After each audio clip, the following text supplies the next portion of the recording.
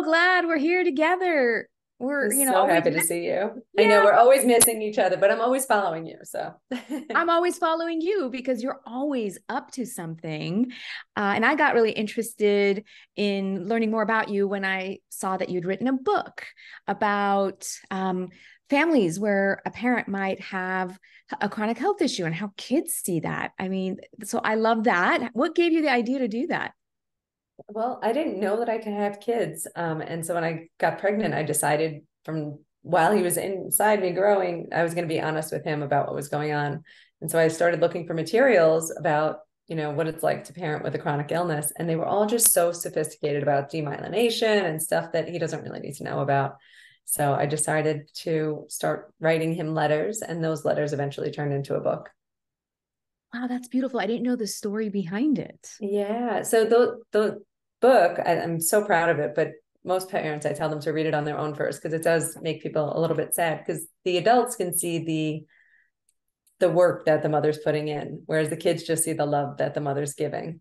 But those days are my cry myself to sleep days where I was like, my legs didn't work and I felt like I failed as a mom. And he's like, train day, or like when we're racing to a bathroom, and he's like, spot the potty day.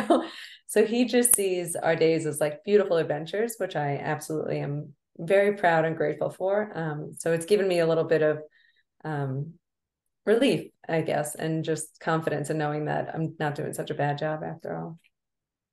Yeah. And, to share that perspective with other parents who I'm sure are struggling with the same thing. Like, how do you tell your children? How do you do it in a way that it's, framed where it's not doom and gloom and they don't have to worry and they can maybe actually use this as an opportunity to mature in different ways as children? And it turns our children into like just empathetic, kind people. My son is observant of what's going on around him, and I'm proud of that. I don't know that he would be that observant if he didn't have a mom that he's always like, oh, is today really hot out? Should we sit on the bench instead of running up a hill? Or, like he's very observant and caring. Yeah. So what an opportunity. So to harness like the power of that, situation to teach. Yeah. And I mean, it doesn't stop there. You do so many things to support people with chronic illnesses. You just worked with Dr. Jenny Wu to create your beautiful 52 essential inclusion skills. You want to tell us about that? I love that. I am so proud of it. And working with Dr. Jenny Wu is like such a gift because she's such an inspiration. It's almost too inspiring because she's so good at everything she does. But when she believed in it's she has her essential skills decks. She's had 8 of them. This is her ninth. And when we talked about what I envisioned, because I wrote an A to Z book that we decided to turn into this because 26 letters times 2 is 52, so it fit in line with her model. And I feel like I made my mark on the publishing industry. I wanted to leave my mark in a different way. So she helped me do that. So working with her has been a dream, and honestly, like it turned into better than I could have expected it to be. So I'm really proud of it. And it's so beautifully done because it actually sheds light on the questions that maybe people have about people with a disability or chronic health issue that they're too afraid to ask. Yeah, You know, and we have a QR code on the bottom of each card, which links you to a hero. So you learn about different illnesses and different, struggles that people have had. And it ranges. It's from PTSD to childhood cancer, to every MS to NMO, like diseases I've never even heard of. So I feel like as someone that's very heavily involved in the chronic illness arena, I was learning every day while we made this deck. So I think it can only pose as a learning opportunity for people. yeah, and I love that it sort of normalizes this, problem of chronic disease that we're Yeah. so many people are living with.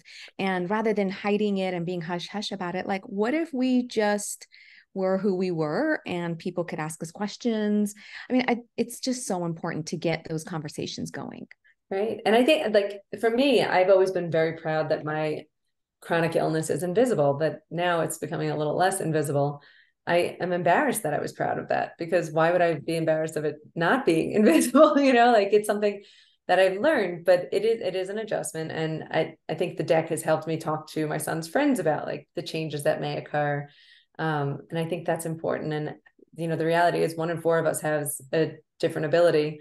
So you're sitting at dinner with people, someone at that table probably has something going on that you might not be able to see. So just treat everyone with a little bit of kindness and empathy, and I think you'll be in a better position. That's it, right? Kindness and empathy. That'll like get you So through your day so much easier in any much situation. easier. And it should come automatically to you. I don't think it should Yeah, be something that you have to really work towards. I think it's in all of us. for sure. For sure. It just needs to be nurtured. And I'm so glad like my Exactly. kids in school are having social emotional learning modules, like really very done in a robust way, which I don't think we got when we were in No. school. Oh, definitely not. Oh, completely. Which leads me to our topic for the day, where you and I have talked about things doctors have said to us where it kind of makes us like do a double take and like second guess ourselves like, did I really hear that? Yeah, Is that correct? I know. All the time. Too many times. And it still happens. Like What happens? literally last week, that my doctor said, "Well, you looked like $1 million. I didn't think you could be in a relapse." And I'm like, "What are you talking about? What are we talking about here?" Yeah. So what is it about people making these comments where like your disability or your symptom might be invisible, but your outside doesn't show it, right? And so people equate that with how you must feel. So I mean, isn't MS often sort of invisible? Right. And you know what I think it is? I think people want you to feel comfort in knowing that no one else can tell, as opposed to being like, you're doing really well considering what's going on, or like not commenting specifically on your looks, because I just don't think that's what we care about when we go in and we feel like garbage. It's just not my priority at that moment.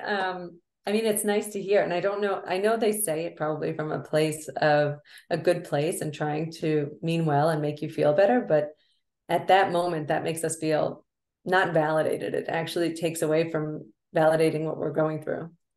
Absolutely, because you can have an ugly MRI and look great Right. on the physical side. So yeah, and to your point, I think doctors are well-meaning. They're trying to give you a compliment and maybe make you Yeah. feel good about something where at least no one can tell you have this. Right. And you're like, well, what's going to happen when you can tell? Like, what are you going to say to me then? Oh, that's a good point, right? Like what about that? Yeah. Like, oh, I don't look as great as I did when we first started seeing each other. Yeah, yeah, I exactly. mean, yeah, it's an odd thing. And I think especially if that's your profession, I think you should work on coming up with better ways of, making someone feel okay about themselves. Yeah. Well, in medical school, we actually had classes on how to be empathetic. And I do remember, as somebody who's very highly sensitive and highly empathetic, maybe to a fault, I remember going, this is so strange. Doesn't everybody think this way? And then I realized, no, this is not natural for a lot of people if it wasn't maybe part of their upbringing or their natural tendency. So if it's not part of what is normal for you, perhaps like really paying attention to it and learning it, I think is important. We can all learn to be more empathetic. Completely. Yeah. Yeah. And I think it is about us teaching them and being like, oh, that's not appropriate. I think that's not a great thing. Yeah, you know what? That I think that's a really good point. We as patients actually do have a responsibility to like reflect back and say, actually, when you say that, it makes me feel this way. Yeah. I've had patients do that to me. And I was like, oh, I totally had a blind spot. I didn't know. Right. Yeah. And like acknowledging it, like that is very important, because I think most people would be defensive. And I think acknowledging that you did play a role in making someone feel the way they felt. I always say, like, don't apologize for my feelings, apologize for what you did to make me feel that way. Because I think it's important that we all acknowledge our role, even though, I don't, if I'm short with my son, I shouldn't apologize, from, him feeling sad. I should apologize for what I did to make him feel sad. Right. That's what a real apology is, right? Yeah, right. Unfortunately, people don't do that very often. Yeah, exactly. It's like an art. Apologizing is actually an art. It is. So, other things that I think come up a lot when we as patients see our doctors is that we go in with symptoms and they get dismissed. Like, have you had scenarios where you've gone in and something's happened and it wasn't quite what you wanted it to be? Yeah. Well, I mean, recently, it's nearly 17 years. So it's been pretty consistent, like slow, I have progressive MS. So like it's slow progression, but I'm used to it. Like those are my symptoms. They suck. They don't go away. But in April, I had like a lot of disease activity. Something happened. We don't know what happened, but there was a lot that was going. So there were a bunch of new symptoms. And so when trying to explain it, I'm like, well, it feels like I'm walking on hot Legos. That's the only way to describe it. And she's like, well, what do you mean your shoes aren't comfortable? Because like none of my shoes were able, like I couldn't walk in shoes. They just felt like cement blocks almost. And I was like, shoes that I could wear, no longer, I can't inch my foot in. And she's like, well, that's probably not MS. I'm like, 100% is MS. I mean, like once you gave me steroids, it felt a lot better. So I think it's hard because they can't feel the symptom and they vary so much for us. Like what you experience with MS is totally different from what I experience. And, you know, even with down to bladder, you know, what happens if you just sit? If I could just sit and pee and not use catheters, I'm pretty sure I would do that. But, Yeah. you know, like for a doctor to be like, what happens if you just sit? I'm like, what do you think happens? Nothing. I have retention issues. Like, what are we talking? You know, so Julie, it didn't occur to you you could sit I know. I'm in like, the oh my toilet? gosh, are you serious? That's all I have to, you know, it's just the little things that I'm like, wait, is this the first time they've heard about it? Because you know it's not. It's just a matter of them like not fully understanding the symptom. So that Right. I find difficult. And I think as, neurologists or physicians, we have to acknowledge that so many symptoms are hard to describe, right? I've had patients like describe things to me like, when I look at this, things turn 90 degrees and into zebras. And I'm like, I don't even know right now, but that's what you're experiencing. Like, I'm just going to go with it. I'm not going to, Right. dismiss it. And, we have terminology to describe different sensations like synesthesias, dysesthesias, paresthesias, right? There's all these subtleties, but again, it doesn't like encompass what, all of us with MS can experience. So it's hard for us to describe our symptoms. And I think sometimes when they kind of act like, well, I don't know what that is, or that doesn't sound like MS, makes it feel like your symptoms aren't real. Yeah. I mean, it took me 7 years to get diagnosed. So Wow. it was constant dismissal of my symptoms. It was constant. It was all in my head. And, you know, it wasn't. All it took was, I mean, it took a really long time. And going to my office that I worked for sent me to a psychiatrist, which I think would not be seen as acceptable these days. But they sent me to a psychiatrist who evaluated me and said that I am not depressed. I am depressed based on physical symptoms. So he sent me to a geriatric doctor who has seen everything. And it took that one doctor to send me for an MRI. That was it. A We had the, geriatric doctor mm-hmm. sent you for an MRI? Yep. And that was it. I mean, this was after going, because I think I focused more on like the bowel, the bladder, and like I could deal with the pain at that point. I could deal, and like even the weakness, they're like, you're just tired. And did you have your period? And all those things that, you know, they say to you. But I think I focused, you know, even the optic neuritis, it just was dismissed. Everything was like, this is because you moved countries. And then finally, once they had the MRI, it was like as clear as day, this is MS. And then we'll do a spinal tap just because that's what they do. And yeah, that was it. It Yeah. took too long though, but it did. I have to say, I would never allow myself to be dismissed again in that regard, ever.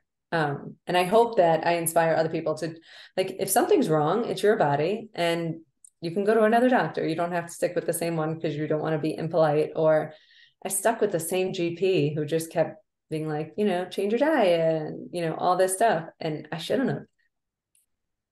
I think it's so important to advocate for yourself when something doesn't line up with your gut feeling. Like, keep asking, go see another doctor, talk to other people, because, it took me 4 neurologists. And the last one said, it's all in your head. And now I'm like, well, he was right. It Yeah. was my head, except it wasn't a psychiatry problem. It was, the lesions causing my arm to do the thing it was doing. But maybe as women, we tend to get dismissed for being hysterical or too psychosomatic. And I find that a lot of patients get sent over to psychiatry when they actually have real symptoms, yes, maybe things don't line up with the labs and the radiology, but I think it's important to keep staying curious, to be like, oh, what is this? How can we improve this? And sometimes it takes time. You have to look at what symptoms do over a period of time. Like, do they get better, worse, or the same?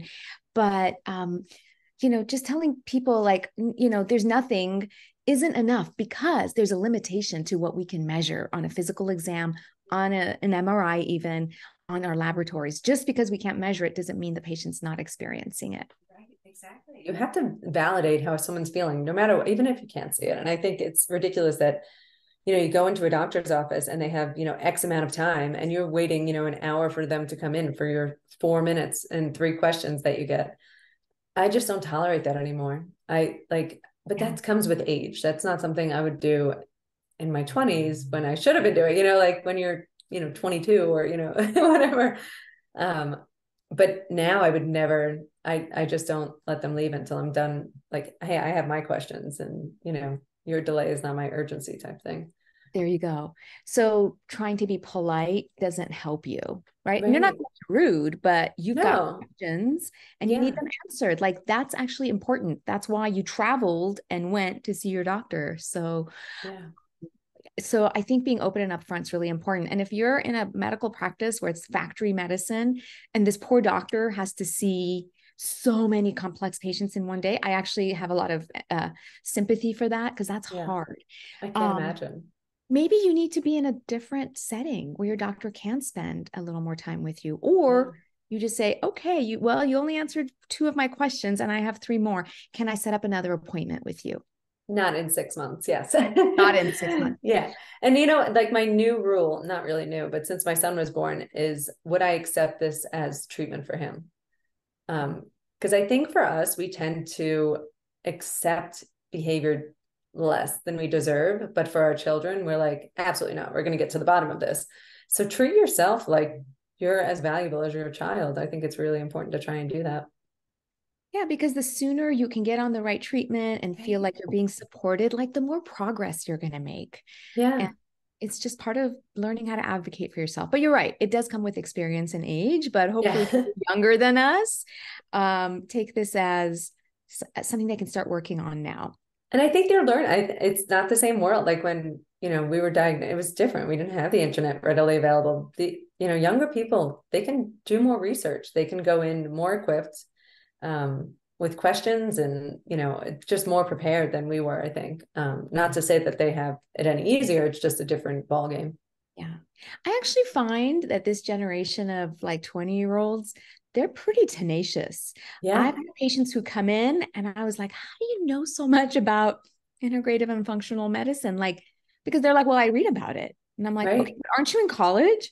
I don't remember doing extracurricular reading when I was, in school. Yeah. So I'm always surprised by actually how they approach things. So it's a good way to do it. It's really you, as the patient, we are at the center, and everybody else, all of our consultants are just consultants. They give us their opinions, whether it's a physical therapist, psychiatrist, neurologist, GP.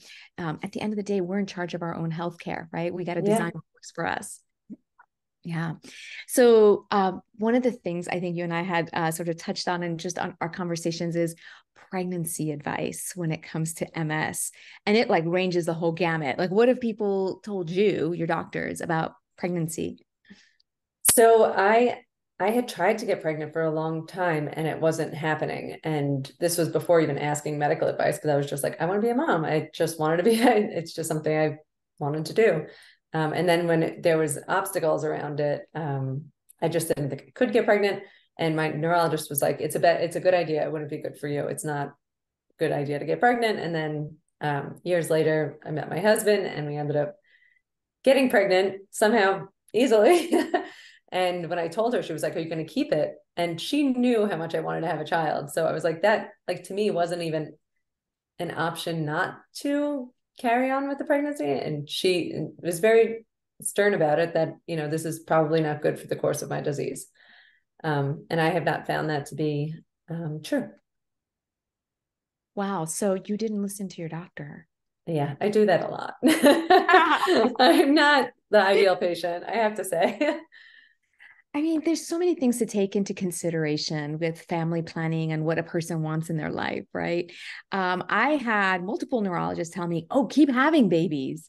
And I listened to them, and I have three because, it's the best way to get your MS symptoms to calm down.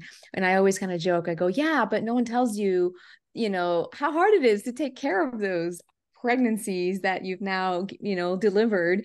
And so it's such an individual decision. And Julie, how about this? Even if you knew that it was going to adversely affect the progression of your disease, would you still have that child? 100%. Yeah. Like not even, I always say, like, if I had 1 minute with him, it's worth it. It is. He's Yeah. like my dream. I mean, and I knew I only wanted one. I had my tubes tied on the table. Like I knew my limit. And I honestly, like I overdid it with steroids after he was born. And, I didn't, because I needed to, I was exhausted, and like, just all my symptoms were really bothering me, but it was so worth it. I don't like it. If I wasn't here, if I had even just 1 week, I'd be so happy with him. He's everything. Yeah. And what about all of the positive emotions and joy that he brings into your life? Like that actually has a profound impact on immune health. Right. Yeah. And like just seeing a smile when I pick him up at school, I'm like, literally my heart melts every day. And just, there's just so much, it's a feeling of love that you never knew that you could feel. And Yeah. it's different than the love you have for your spouse. And like, it's just a totally different feeling. And I can't imagine missing out on it. And I understand children aren't for everyone, but if Yeah. it's something you want to do, MS shouldn't be the reason why you don't do it. In my opinion, I'm not a doctor. Yeah. Well, absolutely. And, talk to people. I talked to a high risk OB, actually early on in my pregnancy. But so, talk to people and figure out if it is an issue, how can you proceed safely? Like with all of the technology we have, like there's so much we can do. So again, I think when doctors give you like these black and white types of advice where like you do this or you don't do this, like I just find very few things in life are black and white, Agreed. so much gray, right? And Like, like I knew that, I mean, I was, my son made it very easy for me. He was like double breached. He wasn't turning around. There was no chance. But he was going to be a C-section no matter what. That was the plan. Like we thought labor would be too intense on my body. And like with bladder and bowel being major symptoms, it would have just worsened things. So it was just a decision that was made. And it was like, even down to breastfeeding, I was like, I'm going to do this. And my milk never came in. So that's not my fault. I try, like, uh, so these are decisions, but I have like a perfectly healthy, happy 7-year-old now that has made the last 7 years of my life wonderful. So I wouldn't change it. yeah, of course. So again, I think we always take advice with a grain of salt Mhm. and figure out what works for us. Because in the end, each of us is actually responsible for making our own decisions. Like we're adults. That's part of Yeah, being an adult, right? exactly. But it can be actually hard, when we're talking about therapies for MS, sometimes I feel like there's like unnecessary burdens placed on patients. And I was not aware of this as a physician until I became a patient. And all of a sudden, I was at the receiving end of having to choose between medications and therapies and which one would you like? I'm like, well, I'm not a neurologist, that's why I came to you. What do you think? Right. Right. And so what about like some have you had experiences where your neurologist or your doctor is asking you for things that are like beyond what you're sort of thinking you can do as a patient? I think all the time, because honestly, I would love to just walk in and then just be like, this is what you need to do and be done with it. Not like, okay, so here are, 12 options for you. Like I have been through at least 18 options and that have failed. And then, I have progressive, they've figured out, but like to have the medications and then them fail and then try another one, like, I don't know. I mean, I didn't even know what subcutaneous meant when I was diagnosed. I was 27 years old, like these things didn't register to me. So when you're asking, do I want to do a shot subcutaneously every 3 days? I was like, I don't even know, like I didn't know what any of it meant. So I personally would have preferred someone just be like, this is what you need to do. This is the best medication, like now I feel like I would be able to make a decision, but I think someone newly diagnosed has it harder. They have even more, we only had 3 options back then. I Yeah. mean, now they have dozens and they all have different side effects, different like efficacy levels, and all those that's so much to take in. Whereas you should be able to talk to your neurologist and tell them like, hey, I'm family planning, or I like to do this and I like to travel. Like take into account the whole patient and which drug do you think would work best with that? Because we don't have the expertise or the training or any of it. I think we all walk in, patients walk into a doctor's office with different levels of knowledge. I will say there are patients who want to know everything. So Right. I think as a doctor, it's important for the neurologist to kind of hone in on like, what kind of a person is this? Is it a data-driven person? Is this a Right. person that wants to compare 12 different, DMTs and I'm going to help them with that process? Or is this the kind of person who wants one or two options to choose from? And like helping patients make that decision is important. Like, why would you do a sub Q versus an infusion versus a pill? Right. And different people like to do things differently, right? Like when I talk to people about vitamin D, there are people who are like, no, if I don't take it every day, I will forget. And then there are other people who are like, no, I can't take anything every day. I got to just do something that's once a week. So Right. that's your decision. So you've got to like figure out what kind of patient is sitting in front of you. And, it's not like magic where you can just look at them and know. You have to ask them, right? No. Like, how much information do you want? How detailed do you want to get? So I think that helps guide the conversation. If your doctor's not asking you that, maybe you tell them what kind of person you are and what works for you so they can help you make your decision more easily with less agony. Yeah. And I think, the other frustrating thing is they always have those questionnaires before the appointment that the doctors never look at. And then they repeat the questions. So I've started not answering them. Like, didn't you read my questionnaire that I wasted an hour of my time filling out before? Like, it's not fair. Like at some point we have to be valued and like our time is valuable too. Yeah. So yeah, I find it's hard. Like as you get older, I think you get a little bit more bitter with the medical system, and like insurance shouldn't play a role, but it does. I mean, unfortunately, it plays a Yeah. huge role in, your treatment. So Yeah. it's just all of those things to take into account. It's like a big burden, I think, that patients have. And when you find someone that like, I love my neurologist in New York, I think he's wonderful. And I think he's what I need for my personality. I mean, I Mhm. think he doesn't coddle me, but he like he's not, I don't know, he's like the perfect personality for me. Like this is what you need to do, this is what you're going to do, and here's what the plan is. I need that. I can't like, let's try this for 6 months and reevaluate. It doesn't work for me. Like I need, let's pretend like, even if we're going to really do that, I just want to pretend like I have a game plan. And Yeah. Well, who doesn't want to plan? But to your point, like there are probably people who would not be a good fit for your neurologist for style, sure. right? Yeah. So there's a neurologist for everybody. So that encounter, we call it the therapeutic encounter. Like, liking and trusting your doctor really is important rather than you go in and you're like, I really dislike this person, but this is who I've got. You don't have to put up with that. Go to Yeah. somebody who clicks with you and you feel like they're invested in your care. Yeah. And it takes time. It's like dating. You have to find the right fit. Yeah, totally. I went through many. Yeah. Yeah, me Um, too. Going back to your comment about questionnaires that they never look at, our pediatrician's office like does really like long 4-page ones. And sometimes I'll write little notes and they're like, hi, are you reading this?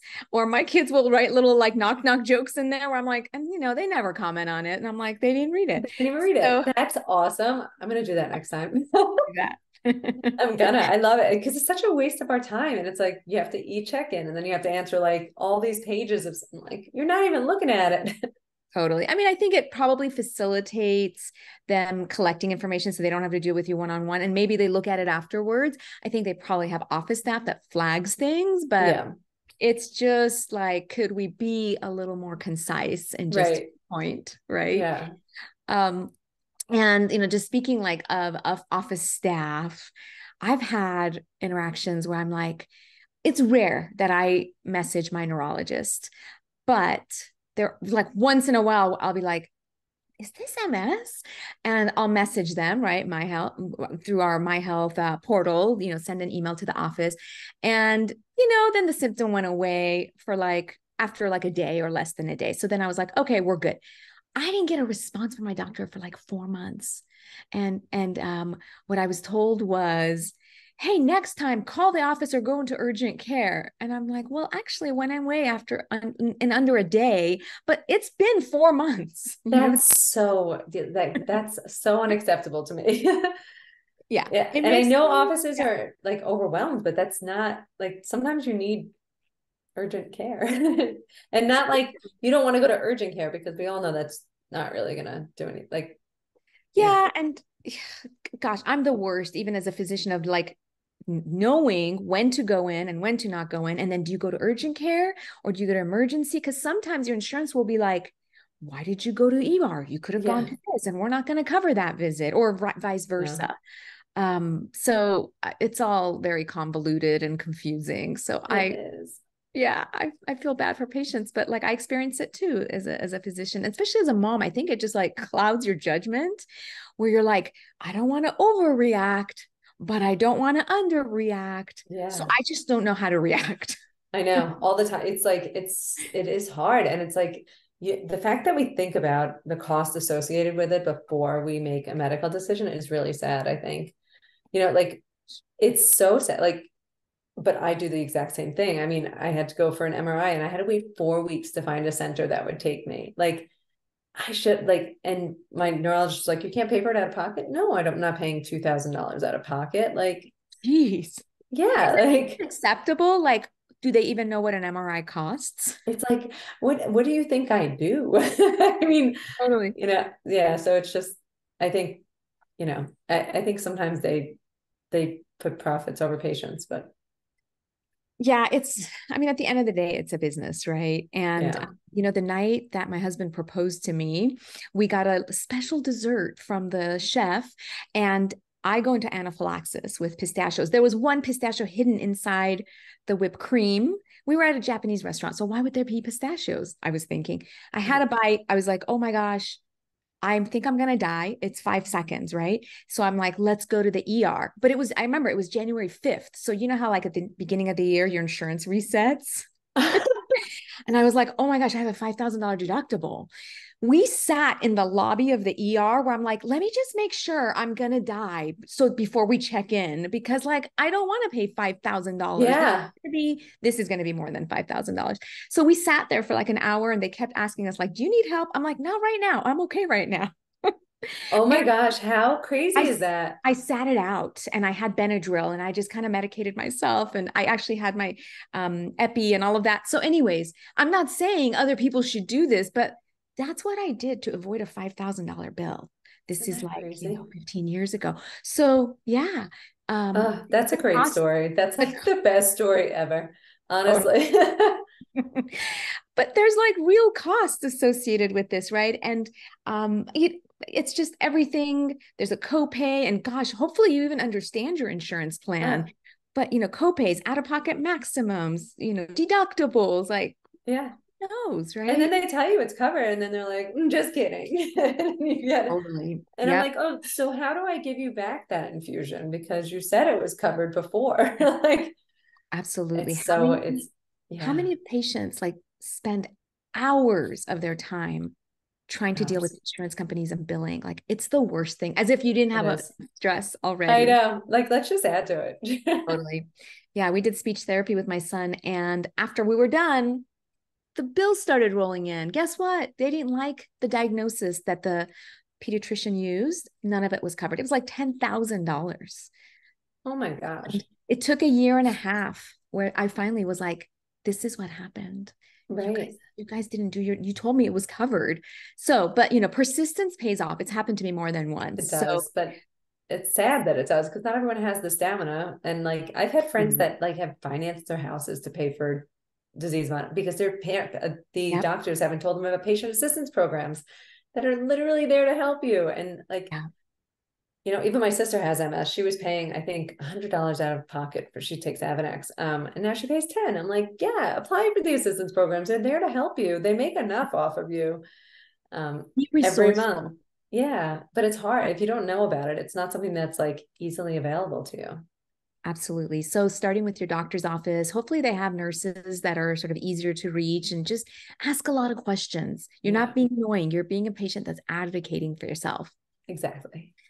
Yeah. So, and then, kind of piggybacking on what we just said, things doctors say that like really kill your hope. I just find that to be so awful Yeah. because, I also practice hospice and palliative medicine. And even in the last few days of life, there are things people can do to still have hope in a way that is not unrealistic, but that gives them comfort and support. And so, how often have I heard from neurologists, there's nothing more you can do beyond DMTs? Has anybody ever said that to you? Always. I mean, I was told I wasn't going to walk in 10 years when I was diagnosed. They were like, you're not going to be walking in 10 years. I mean, I'm still walking and it's nearly 17 years. So I don't think they could predict it. Yeah. And I think there's been so many times that they've told me, it's just been so, this is very progressive. And then it's like, you go to another neurologist and I'm like, you seem pretty stable. And, like it varies from each person. And you're like, I don't know what to, short of like going to medical school myself now, I'm like, what do I do? But yeah, Yeah. Like, can we it's get some consensus here? yeah, like can we just have a collaborative team so you guys can come up with what you want to tell me? I mean, I think the truth is that no one has a crystal ball. We know MS tends to be surprising and somewhat unpredictable. And I think we can just make our best educated guesses. When as a hospice doctor, I'd always get asked, like, how much time do I have? And I could never tell somebody how much time they have. I can say something like it's on the order of weeks to a few months. Like, that I can maybe stick to, but I think that's an approach that makes sense, right? Like, let's not lose hope, but let's also be prepared. Yeah, Yeah. I think And that's reasonable. I mean, I, I think in my mind, I hope that I'll be able to maintain keeping it invisible, but I also am prepared when I can't. So I think, I mentally prepared for both. there you go. I mean, that's all we can do, right? You kind Yeah. of cover both scenarios and everything in Yeah. between. I mean, I'm not going to be happy like when it switches. I'm not, but I'll Yeah. get through it. And then, it's just like everything that I have to do now. I wasn't happy with then, but now I'm totally fine with it. You adapt, and it's not an easy adaptation, but it happens, and you would do it, you would expect your family member to do it. So you do it yourself, I think. And we as humans have a remarkable ability to adapt to really anything. Like, I've seen people have really awful diagnoses, and depression doesn't have to be a part of it. Most people who are terminally ill are not depressed as long as their symptoms are well controlled. So with MS, I think there's an adjustment period until you find your new normal and you kind of figure out how you move forward. But I also think that it's important for us to be really holistic when we talk to patients. Maybe there are no more DMTs to try, but is there lifestyle to try? Are there things you can do to get through your day a little bit easier with less anxiety, depression, pain, fatigue? Like, absolutely. And Always. so it's such a disservice to patients where you kind of say, well, this is the end of the road. I've got nothing more. Like, who wants to hear that? Yeah. And it's not true. Not true. Yeah. And there's so many things that, like, even if there's so many, you can try acupuncture, you can try yoga, dance, anything, like medication, there's so many different approaches. Some people, find diet to be the way to go. Everyone has a different approach. And I always say, like, I don't care what you do or take, as long as you're doing something to be proactive. Yeah. Because, like, you can't just sit at home and be like, this is the worst day of my life and I hate this disease, because it's just not going to benefit you or anyone around you. So I think just feeling like you're doing something to stay in control is the most important. Yeah, and getting out of apathy. I mean, it's easy to get very apathetic and just let things be as they are. But, we owe it to ourselves and our families to try small things. We're not asking, I don't ask patients to do huge changes, but, how about getting a little more sleep or getting outside in the sunshine or going for a little short walk or an easy exercise? Like, these are all things that will impact your mood and how you feel, and over the long term have an impact. Yeah, for sure. And I feel like there's other like wrong advice I've gotten. I've been told, like, if your symptoms don't improve in the first year or so, they're not going to improve. I'm so glad I didn't listen to that. I couldn't run for 5, 6 years because my left arm would just turn into lead. Like, I just couldn't move it anymore. But I was like determined to keep taking good care of myself. And I remember 7 years in, one day I went for a jog and I was like, oh, my arm feels pretty normal, actually. I'm not scared to run anymore. And running was something I've always loved. Not a great runner, but I do love how I feel when I'm doing it and after I do it. And then that gave me the confidence to be like, I wonder if I can go back to playing the piano.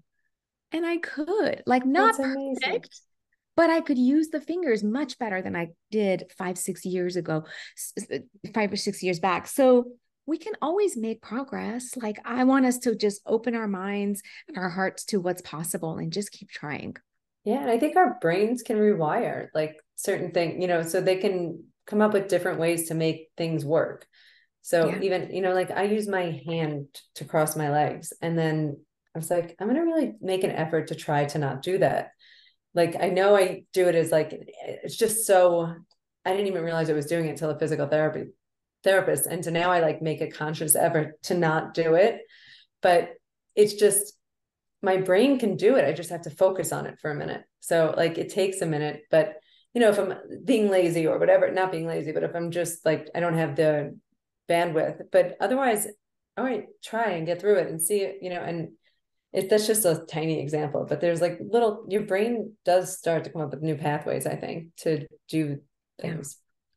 And it probably keeps your leg strength up if you're having to cross your leg without assisting yourself, right? Like this is Right. people, all same for people who use or rely too much on their assistive devices for walking, right? Where they could maybe push themselves a little bit and then, use their device if they need it. So yeah, being mindful of that. And hopefully you have doctors that are also echoing that and pushing you to, Yeah. I to think it's try. good to push yourself. I mean, not too hard, but like push yourself to make sure, you know, set your goals, write them down and, you know, hope for them. I think being hopeful is very important. Absolutely. Hope is medicine, right? And I think like I really genuinely believe it could be naive and it could be I really believe in our lifetime there will be a cure for this. Um, and I do think that this won't be an issue for our children. I don't. Yeah, I sure hope so. I think it's the numbers of autoimmunity and MS rising and affecting younger and younger people. It's just deeply worrisome. So I'm so glad that there are so many brilliant minds working on this problem. My big thank you to all of the people involved in those efforts. It's really important. And in the meantime, for those of us who don't have access to a cure, lifestyle, putting ourselves in the right healing mindset, surrounding ourselves with people that make us feel good, and Yeah, then engaging in things that bring us joy. It's also important. so important. Yeah. Well, Julie, it's been wonderful chatting with you. Like, thank you for Me all the too. work you do to support others. How do people connect with you? You can check me out on Instagram. My Instagram handle is I am Stamm, IAMSTAMM. And I hope you reach out. I'd love to connect with everyone. So, and I am so proud of all you do, and everyone in the community appreciates what you do. And I love following you on LinkedIn and everything that you're up to. Well, thank you. And I appreciate your work with, just supporting families, children. So everybody go get the book. It's called Some Days, A Tale of Love, Ice Cream, and My Mom's Chronic Illness, and the 52 Essential Inclusion Skills.